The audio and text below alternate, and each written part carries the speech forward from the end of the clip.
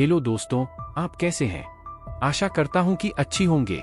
हमारे YouTube channel में आपका स्वागत है। आज हमारे पास आपके साथ साझा करने के लिए महाराष्ट्र के गढ़चिरौली में हुई एक रहस्यमय कहानी है।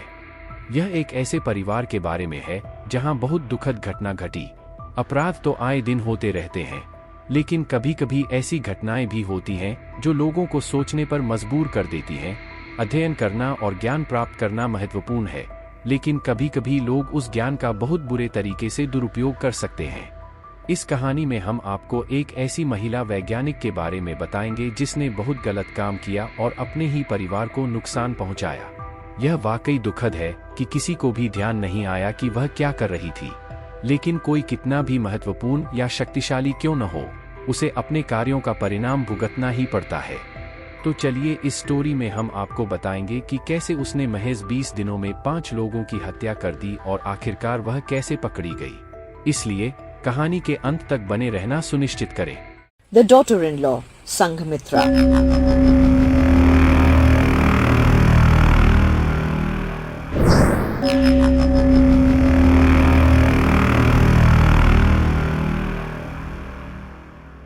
हाय, मैं कहानियाँ सुनाता हूँ और अगर आपको उन्हें सुनना पसंद है तो मेरे चैनल को सब्सक्राइब करना न भूलें। आज की कहानी महाराष्ट्र के गढ़चिरौली जिले के एक परिवार की है। वे खुश थे और सब कुछ ठीक चल रहा था कि एक दिन परिवार का मुखिया शंकर कुंभारे बीमार पड़ गए।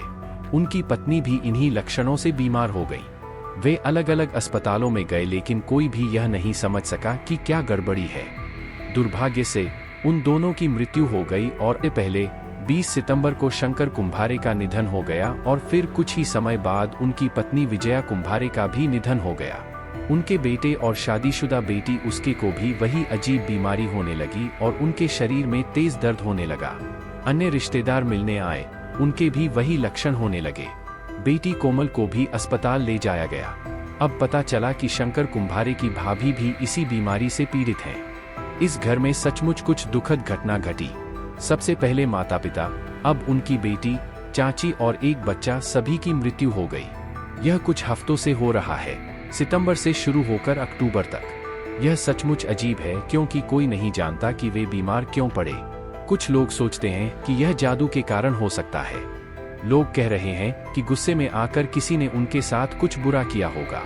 हर कोई वास्तव में डरा हुआ है और नहीं जानता कि क्या करे। 20 दिनों में 5 लोगों की मौत हो गई। वे सभी मजबूत थे और मरने से पहले उनके हाथ, पैर और सिर में दर्द के समान लक्षण थे। कोई भी अस्पताल यह पहचानने में सक्षम नहीं था कि उन्हें कौन सी बीमारी है। मृत्यु के बाद दिल्ली में काम करने वाला शंकर का बेटा अपने गांव वापस आया और पता चला कि उसके माता पिता की भी मृत्यु हो गई थी। उन्होंने उनका अंतिम संस्कार किया और दिल्ली लौट आए। दिल्ली लौटते ही उन्हीं लक्षणों का अनुभव करना शुरू कर दिया। उसे एहसास हुआ कि वह भी अपने माता पिता की तरह ही उसी बीमारी से संक्रमित हो गया था।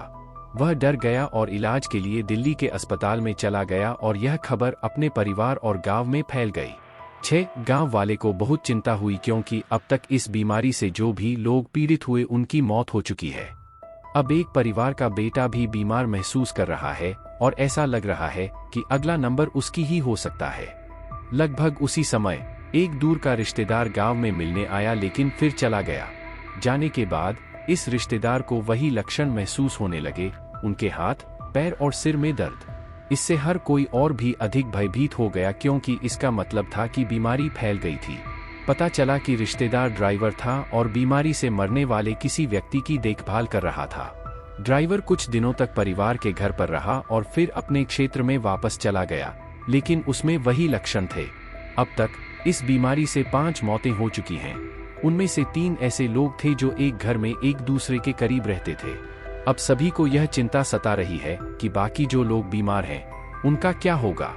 इसी दौरान उसी घर में उनकी मौसी यानी शंकर की साली, जिनकी शादी हो गई है, उनकी पति भी शोक मनाने आए थे। वह भी जाकर अस्पताल में भर्ती हो गए। ऐसे में 5 लोगों की मौत हो गई और अन्य 8 लोग अभी भी बेड पर हैं। किसी को समझ नहीं आ रहा कि क्या हो रहा है। पुलिस को इस बारे में बताया गया और उन्हें लगा कि यह कोई रहस्यमयी बीमारी हो सकती है। उन्होंने जांच करने का फैसला किया। उन्होंने मरने वाले 5 लोगों की पोस्टमार्टम रिपोर्ट मांगी क्योंकि उनकी मौत अजीब थी और लोग इसके बारे में बात कर रहे थे। पुलिस ने जब रिपोर्ट देखी तो हैरान रह गई। रिपोर्ट में कहा गया है कि इन 5 लोगों की मौत दिल का दौरा पड़ने और ऑर्गन फेलियर की वजह से हुई। पुलिस यह पता लगाने की कोशिश कर रही है कि एक साथ रहने वाले परिवार के 5 सदस्यों की मौत एक ही तरह से, लेकिन अलग अलग समय पर कैसे हुई। उन सभी की उम्र अलग अलग थी और वे बीमार नहीं थे। डॉक्टरों को पता नहीं है कि उनके दिल और अंगों ने काम करना क्यों बंद कर दिया। यह एक ऐसा रहस्य है जिससे पुलिस भी हैरान है। पुलिस को लगा कि कुछ अजीब हो रहा है, क्योंकि 5 स्वस्थ लोगों की एक ही तरह से मौत हो गई। अब अन्य और लोग बीमार हैं और इलाज करा रहे हैं। एक डॉक्टर ने देखा कि उन सभी के होंठ थोड़े काले हो गए थे, लेकिन उन्हें कोई अन्य सुराग नहीं मिला। पुलिस को संदेह हुआ क्योंकि अलग अलग उम्र के लोग एक ही तरह से मर रहे थे। उन्होंने सोचा कि कुछ गड़बड़ हो सकती है और आगे की जांच की गई। हालांकि वे आमतौर पर इस तरह के मामलों को ऐसे ही छोड़ देते हैं। पुलिस को लगा कि कोई समस्या है। पुलिस भी मामला को सीरियसली लिया। अब पुलिस परिवार के सभी लोगों की कुंडली खंगाल रही है और उनके घर जाकर बात करना चाहती है। परिवार में सिर्फ एक बेटा बचा था, अभी दिल्ली में है, और एक बहू घर पर थी। पुलिस जांच करने गई थी क्योंकि परिवार के 5 सदस्यों की मृत्यु हो गई थी और 3 अन्य बीमार थे। पुलिस को जादूटोना या भूत प्रेत के कारण घर में बीमारी होने की चिंता थी। बहू स्वस्थ लग रही थी और बीमारी के कारण से अप्रभावित थी। पुलिस उसके शांत स्वभाव से आश्चर्यचकित थी और समझना चाहती थी कि वह बीमार होने से कैसे बच गई। पुलिस को पहली बार बहू पर शक हुआ, लेकिन वे उससे ज्यादा सख्ती से पूछताछ नहीं कर सके। उन्होंने उसके बारे में जानकारी जुटानी शुरू की और पता चला कि उसका नाम संघमित्रा है। वह एक कृषि विश्वविद्यालय की शीर्ष छात्रा थी जहां उसने खेती और विभिन्न प्रकार के जहरों के बारे में सीखा। पुलिस को एहसास हुआ कि उसे जहर के बारे में जानकारी हो सकती है, जो कि हुई रहस्यमय मौतों से जुड़ा हो सकता है। इससे उन्हें पता चला कि संघमित्रा कैसे परिवार का हिस्सा बन गईं और मौतों में उनकी संलिप्तता के बारे में संदेह पैदा हुआ। संघमित्रा को एक लड़के से उसको प्यार हो गया और वो लड़का शंकर का बेटा था, लेकिन दोनों के कास्ट और अलग अलग। तो शंकर के घर वालों को तो आपत्ति नहीं थी, लेकिन जो लड़की है संघमित्रा, इसके घर वालों को इस रिश्ते से ऑब्जेक्शन आपत्ति थी। संघमित्रा ने घर वालों की मर्जी के खिलाफ जाकर शंकर के बेटे से शादी कर ली। ससुराल आ गई। माँ बाप को यह शादी इतनी बुरी लगी कि मित्रा के माँ बाप ने नाराजगी में उनकी बेटी ने ऐसा कदम उठाया, उनके गांव में उनका सर झुक गया। शर्म के मारे माँ बाप दोनों ने सुसाइड कर लिया। अब संघमित्रा को पहली बार थोड़ा सा एहसास हुआ कि उसने शायद गलत कदम उठाया। उसे माँ बाप की मर्जी के खिलाफ शादी नहीं करनी चाहिए थी, लेकिन अब यह तो हो चुका था। अब वह ससुराल आ गई। अब ससुराल में रहने लगी। एक लड़की जो ससुराल आती है, बहुत सारे रंग ढंग, आपको रहन सहन, बहुत सारी चीजों के साथ आपको एडजस्ट करना होता है। आपकी एक आज़ाद जिंदगी अलग होती है। लेकिन जब आप ससुराल में होते हैं तो आपके रिश्ते, नाते, सास ससुर, ये सारी चीजों को निभाना होता। तो जो संघमित्रा थी वो इसमें एडजस्ट नहीं कर पाई। जब एडजस्ट नहीं कर पाई तो थोड़ा सा मनमुटाव शुरू हो गया। अब मनमुटाव शुरू हुआ तो फिर उसे एहसास होने लगा कि उसने गलत कदम उठाया। उधर उसकी शादी की वजह से उसके माँ बाप ने खुदकुशी कर ली थी। यह बात हमेशा उसके दिमाग में रहती थी।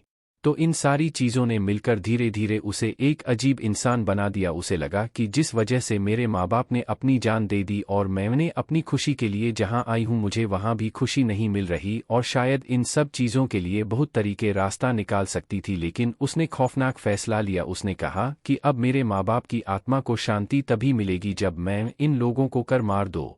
जब कोई क्राइम करता है तो आदमी दिमाग अंधा हो जाता है। इस दौरान में उसकी एक मामी है, मामी भी उसको मिलती है, और मामी का प्रॉब्लम यह था कि जिस जगह पर शादी की थी संघमित्रा ने, वहां पर कुछ जमीन का झगड़ा चल रहा था संघमित्रा के ससुरा वालों से। मामी की करीब थी संघमित्रा की, और मामी ही एक अब उसकी खानदान में इकलौती थी। माँ बाप की खुदकुशी के बाद सभी ने संघमित्रा से अपने रिश्ते तोड़ लिए थे, तो मामी उसके करीब आ गई। उसकी इमोशन, उसकी हमदर्दी का फायदा उठाया, और फिर जमीन का मसला था तो संघमित्रा ने उसको अपनी सारी चीजें बताई। उसने कहा जिससे मैंने शादी की मेरे माँ बाप ने खुदकुशी कर ली, यहाँ मुझे वो चीजें नहीं मिली। शादी के बाद जिंदगी बदल, मैं इन सब से आज़ाद होना चाहती हूँ, और यह आज़ादी तभी मिलेगी मैं जब सबको मार डालूं। मामी का भी इसमें भला हो रहा था कि सब मर जाएंगे तो जमीन का झगड़ा व सब खत्म, जमीन हमारे हो जाएंगे।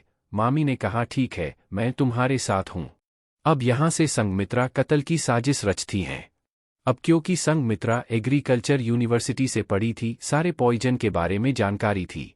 उसने एक पॉइजन को चुना वह ऐसा पॉइजन था जो गंधहीन था, जिससे कोई स्मेल नहीं आती थी, जो रंगहीन था, जिसको किसी भी चीज में मिला दो उसका रंग दिखाई नहीं देगा, पानी में मिला दो तो पानी लगेगा।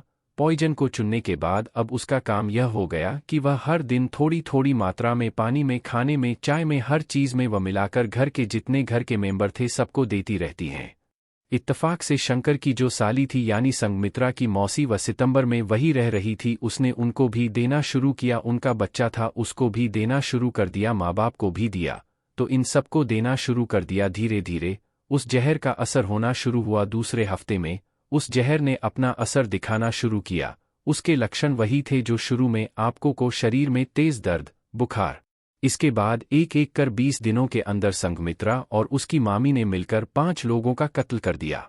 अब यह पता चल गया कि यह पॉइजन था, तो जो और लोग अस्पताल में थे वहां फौरन खबर की गई, तो अब तक तो यही पता नहीं था यह बीमारी क्या। जब पता चला कि इस नाम का यह पॉइजन दिया गया तो डॉक्टरों को पता चला, उन्होंने उस हिसाब से उसकी ट्रीटमेंट शुरू की।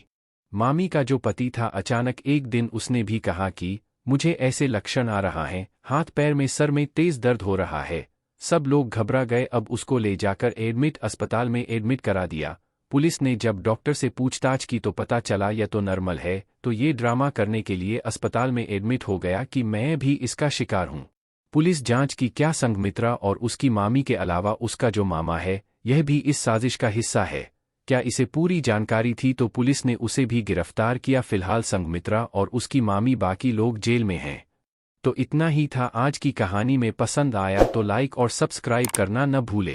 कहानी की बीच बीच में सब्सक्राइब के लिए बोलना, फिर कहानी सुनने में मज़ा नहीं आता, इसलिए प्लीज़ चैनल को सब्सक्राइब करिए और जल्दी ही मिलेंगे दूसरी एक और कहानी के साथ। तब तक लिए कि गुड बाय।